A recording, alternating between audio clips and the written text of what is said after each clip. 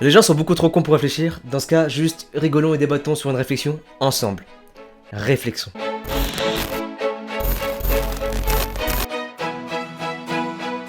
D'abord Justin Bieber, ensuite les One Direction. On pensait en avoir fini avec ces conneries, hein. Et bim!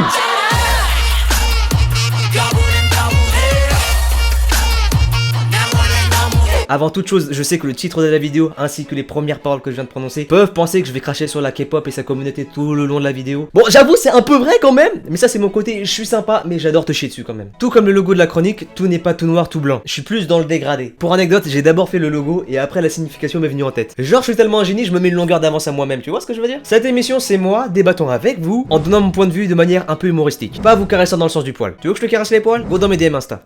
J'écoute beaucoup de styles de musique, mais ces dernières années, un style de musique en particulier a violé mes recommandations Spotify. La K-pop.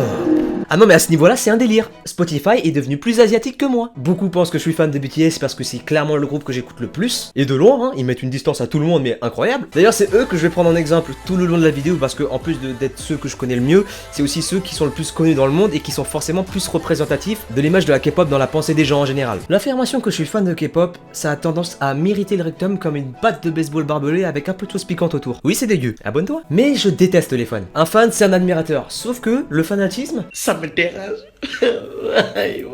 Je vais te lire la définition Wikipédia du fanatisme. Le fanatisme est un état d'esprit où il n'y a plus de limite dans les actions que le fanatique entreprend pour faire triompher ses idéaux. Il peut tuer ou sacrifier sa vie pour faire triompher sa cause ou sa doctrine. Et bah c'est la bonne ambiance, hein. Il manque plus qu'un barbecue avec un gros vieux dégueulasse en marcel qui se gratte les boulasses. Ah bah oui, alors tant qu'à faire. Pour moi, le véritable problème de la K-pop, c'est même pas la K-pop en elle-même, c'est sa communauté de fans. Je mets les choses au clair tout de suite, je parle des fans extrémistes. On n'est plus au niveau de l'admirateur simple, mais au niveau du fanatique qui est un baiser dans sa tête. Non parce que je vous vois, tu vas commencer à m'embrouiller, je vais m'énerver, on va se taper. Qu'est-ce qu'il y a maintenant? Et ça ne touche pas que la K-pop évidemment, ça peut toucher à tous les styles de trucs qui peuvent engendrer de l'admiration, comme le cinéma, la musique, la boulangerie. non mais qui est fan de demi-baguette ici? Quand quelqu'un est tellement fan de son idole qu'il n'arrive plus à réfléchir par lui-même, c'est pas un fan, c'est un fils de p***. Surtout sur Twitter. Pouh, ce réseau social de dégénéré. Si tu fais un enfant avec quelqu'un que t'as rencontré sur Twitter, je te jure que ton enfant naîtra avec un trou de balle en forme de hashtag. Oh putain, dire que l'humanité est dans un puissant fond et qu'elle est perdue dedans, elle continue de creuser. Et même dans Minecraft, il y a des limites de jusqu'où tu peux creuser, hein. Sauf que les gens, du coup, à cause de ces extrémistes à la con, ils pensent que tous ceux qui écoutent de la K-pop, bah c'est des petites folasses de 13 ans qui attendent juste de se faire déglinguer par un chanteur skinny aux cheveux bleus. D'où la réaction négative des gens quand tu leur dis que t'écoutes de la K-pop. Et c'est pourquoi je déteste qu'on me dise que je suis fan de K-pop ou de quoi que ce soit en général, parce que ça fait pas du tout partie de mes valeurs. Je ne crois que en un seul être. non, mais évidemment que je suis pas croyant. Attends, vu ma vie, Dieu il attend même pas que je meure, hein. Il m'envoie direct en enfer avec un pass VIP. Ce genre de problème de fanatisme, c'est pas que avec la K-pop, c'est partout et ça a déjà été répété dans le temps. Je vous avais parlé de Justin Bieber et des One Direction, c'est exactement le même type de communauté qui est visé. Sauf que c'est des blancs, sauf Zayn Malik. Mais ça c'est... Enfin, ils sont occidentaux, mi-oriental. Je me perds dans mes pensées. C'est pas des Coréens, c'est pas des Asiates...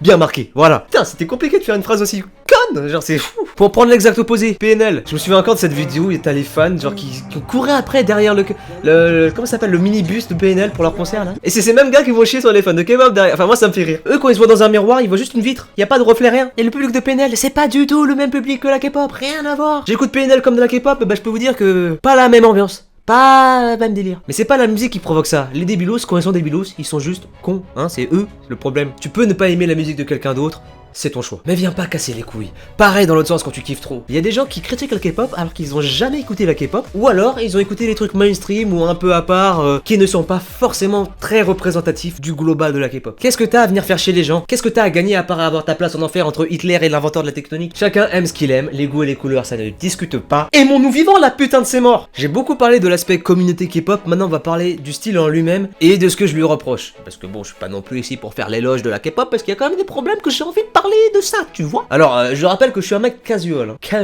A casual guy. Je connais pas tous les groupes de K-pop, je connais pas vos groupes de K-pop sous-marins là. J'écoute principalement les groupes de musique masculins, mais j'en écoute pas des masses. Je pense notamment à BTS évidemment, Big Bang, EXO, 80s. Un truc que la K-pop maîtrise et c'est indéniable, personne peut renier ça. Ils ont une maîtrise des MV et des lives qui sont juste incroyables. Ils ont parfaitement compris que les clips musicaux, c'est le premier truc que les gens vont voir dans le monde et que c'est le meilleur moyen de percer. Et bah putain, Ils déconnent pas avec les MV les mecs, hein. Musical video. Parce que la K-pop, c'est pas juste la musique. C'est la musique, la danse, les clips, les cheveux colorés de toutes les couleurs pour différencier les Asiates entre eux. Oui, parce que moi, c'est ma théorie à moi. Je ne suis pas sûr de la vérité de mes propos.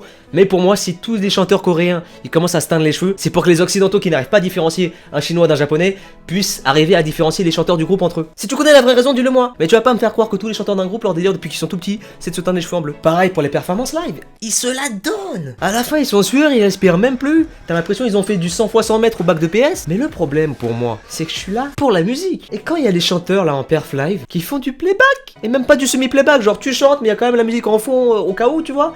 Non, du full playback. Tu chantes même pas.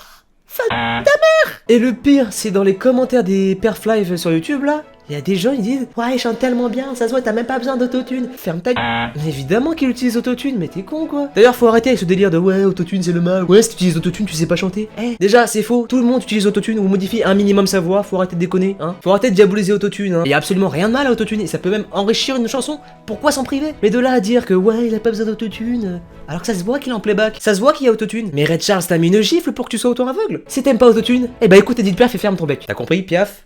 Bec. La K-pop est un ensemble d'art, mais la chanson en reste quand même la priorité. Tu vends de la musique, pas des haut-parleurs. Chante ta race. Autre problème de la K-pop, mais qui est aussi un de ses points forts, le jeu de caméra. Pour moi, la caméra dans la K-pop, c'est comme dans le porno. Ça fait 50% du travail, et à la fin tu jouis. Les zooms, les dézooms, les travelling, les caméramans coréens sont juste des monstres de la tuerie. C'est incroyable. Le travail des caméramans coréens, il ferait bander la moitié, même les 3/4 des monteurs de youtubeurs. Mais du coup, le problème de ça, quand ils font des perf live ailleurs qu'en Corée, ou au Japon à la limite, le jeu de caméraman est nul. Mais nul, c'est mauvais. Et même dans les perf live, quand t'es au concert. Il y a un an, j'étais au concert de BTS au Stade de France. Et bah, je suis désolé, hein, j'ai fait que mater l'écran qui était au fond. Bon, après aussi, c'est parce que j'étais grave loin des chanteurs. Donc forcément, entre voir un grand écran où je peux voir à peu près ce qui se passe ou des tâches, le choix est vite fait. Mais dans tous les cas, le jeu de caméraman est tellement trop important pour moi parce que c'est tellement le truc qui porte les clips, qui porte les lives. Enfin voilà, c'est important, bordel. Et ça, les Coréens, ils l'ont maîtrisé à un point où c'est incroyable. Autre problème, les paroles. Ne cherchez jamais la traduction, la signification des paroles coréennes, des chansons coréennes de la K-pop là. Vous allez avoir des fleurs de tournesol qui vont pousser à la place de votre sexe. C'est n'importe quoi. C'est niais à la mort. Mais c'est niais. C'est simple, c'est typiquement les paroles des chansons de R&B des années 2000. Bébé, je veux te faire un bébé, mais je veux pas l'appeler bébé comme toi je t'appelle bébé, bébé. Enfin, faut casser les couilles, merde, changer de registre. Heureusement, je comprends pas la langue et heureusement que ça me fait bouger et surtout, heureusement, ça touche certes une grande partie des chansons qui marchent en Corée, mais quand même, il y a des sons qui ne touchent pas à ce genre de registre et moi, je revis. Bon après j'ai envie de te dire, avec la dégaine des chanteurs coréens, heureusement qu'ils font pas tout le temps du rap hardcore, hein. Les voir rapper, ça peut faire bizarre pour certains. Lunettes teintées, farce et non, vitre teintée. Je partais au charbon, elle prend pas le cul. Elle veut pas se réclater le clito. Tous comme un charron. Petit, nigga lo ghetto. Les paroles et les significations des chansons, c'est toujours les mêmes choses. C'est du vu et du revu. C'est des trucs bateaux qu'on ressort tout le temps. Mais ça, c'est plus un problème global de l'industrie de la musique et pas juste celui de la K-pop. Mais du coup, autre problème, la K-pop, bah ça ne veut rien dire. On a tendance à résumer la K-pop comme des chansons mielleuses, les trucs clichés bateaux qu'on trouve tout le temps. De la pop, quoi. Sauf que même sans creuser, tu te rends compte que la K-pop, c'est tous les styles de musique. Et pas forcément que la pop. C'est très visible dans les groupes d'ailleurs. C'est pour ça qu'ils ont toujours des vocalistes qui vont faire les et après il y a les rappeurs à côté qui eux vont rapper. Et le problème et aussi le point fort à la fois de la K-pop, dans les groupes surtout, et bah c'est que ces groupes ils peuvent te lâcher des chansons mielleuses, ridiculement niaises, et à côté te faire des putains de bangers de rap et go trip.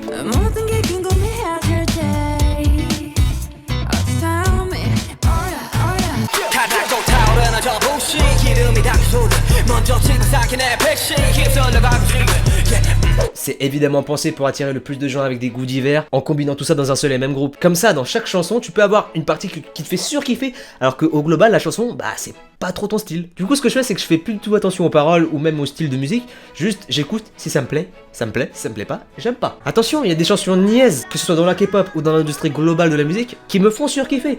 Mais je trouve ça juste dommage que ce soit elle qui perce le plus et qui du coup donne une image de niaiserie, de mielleux, tout ce que tu veux, une image un peu pourrie de la K-pop, et ça je trouve ça dommage. Ça a tendance à faire passer la K-pop pour le temple de la niaiserie et c'est vraiment pas ce que je voudrais pour la K-pop. Beaucoup de stars de la K-pop sont extravagantes as fuck. Des tenues bizarres, des coupes de cheveux et des couleurs cheloues. Ça peut rendre stylé hein, mais du coup c'est tellement extravagant, tellement pas l'asiate aux cheveux noirs que t'es censé être de base, meuf. Hein, voilà, j'ai juste à le dire ça. Mais du coup, dans le monde, les gens pensent que la K-pop, c'est que des tarés aux cheveux bleus. Et à ça, j'ai envie de répondre que c'est partout pareil, les gars. Hein. Je vous rappelle qu'à un moment donné, dans la pop américaine, t'avais Rihanna aux cheveux rouges, t'avais Lady Gaga, qui était Lady Gaga, hein, j'ai juste à le dire. Hein. Enfin voilà, à un moment donné, la pop américaine, c'était des Power Rangers, toutes plein de couleurs, plein de textures, enfin voilà.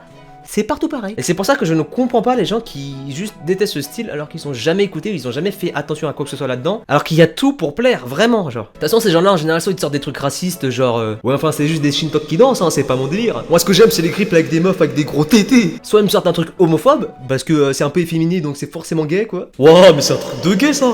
Moi, j'aime que les clips avec des meufs avec des gros tétés, là. D'ailleurs, ce raccourci, au passage, il est cliché à la mort et il est débile, ça veut rien dire. Mais il y a d'autres personnes aussi qui peuvent te sortir des trucs juste con. Des gros tétés longs. Tout ça pour dire qu'ils n'aiment pas. C'est juste que tu n'aimes pas. Je pense vraiment que l'humain est vraiment beaucoup avancé, mais que dans la connerie. Le plus gros défaut de la K-pop, en plus de sa communauté, on n'oublie pas ça, et bah c'est tout simplement son industrie en elle-même. Les labels au niveau de l'échelle des fils de p***, ils sont Zemmour sur 20. Les labels exploitent leurs artistes comme des esclaves. Vous pensez vraiment que les groupes de K-pop taffent 28 heures sur 24 juste par la passion de la musique et pour faire plaisir aux fans? Il y a peut-être une partie de vérité là-dedans, mais non, faut arrêter d'être niais, La très grande partie d'entre eux, ils bossent parce qu'ils ont pas le choix, ils sont sous contrat, ils bossent. Même certains des plus gros groupes ont du mal à se faire entendre, alors j'imagine même pas les petits groupes. Non mais il y a vraiment des groupes, ils se font exploiter, mais c'est à un point tel où il y a même des esclaves qui seraient là genre, ouh, c'est chaud frère. Ah non, révolte-toi, c'est chaud là. Et ça va bien au-delà de la musique et de la danse, il y a certains chanteurs, ils sont obligés de faire des régimes draconiens, tout ça pour avoir les abdos apparents pour que les pucelles de 2 ans puissent s'exciter sur les mecs. Tu fais de la musique,